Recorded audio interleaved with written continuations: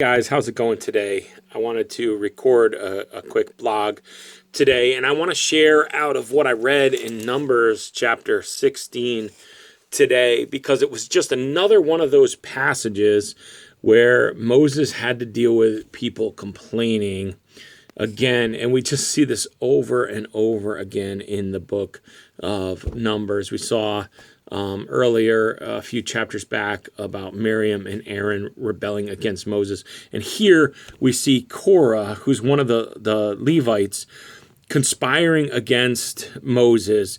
And he gets 250 other leaders to rebel against Moses and say, you know what, who made you so special? We want to be leaders too. You've gone too far. And they rose up against Moses. And I love how Moses handles this in Numbers chapter 16. And in verse 8, it says, Moses spoke again to Korah. Now, listen, you Levites, does it seem insignificant to you that the God of Israel has chosen you from among all the community of Israel to be near him so you can serve in the Lord's tabernacle and stand before the people to minister to them?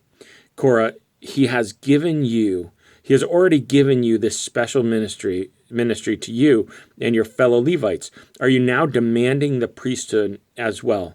The Lord is the one you and your followers are really revolting against. For who is Aaron that you are complaining about him?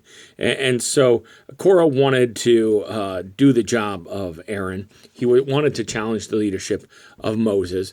And what Moses says is, do you recognize that God has already given you a role?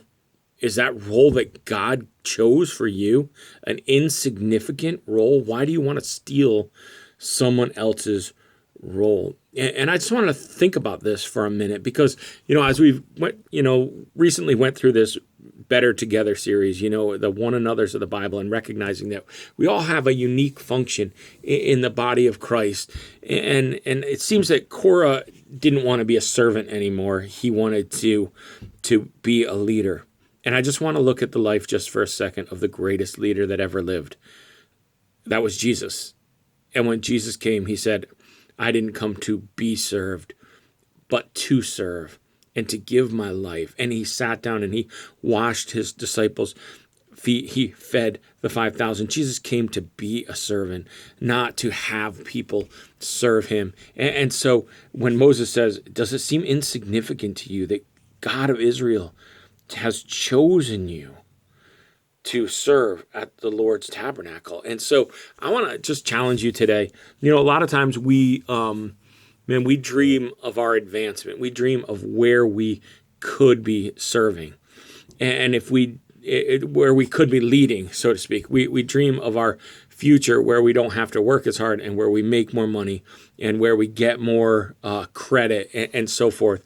But I think this passage really helps us take a step back and say, you know what?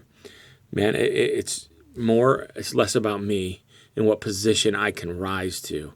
And it's more about who God is and how I can humble myself and just be grateful that he has chosen me for a role.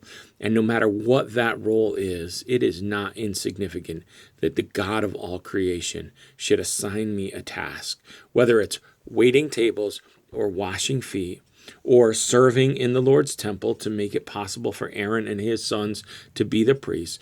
No matter what that role would be, that I want to do it with gladness and honor the Lord with that. So that as I was checking out this passage today, that just jumped off the page at me. And so I don't know who that's for, but I hope you're encouraged by it.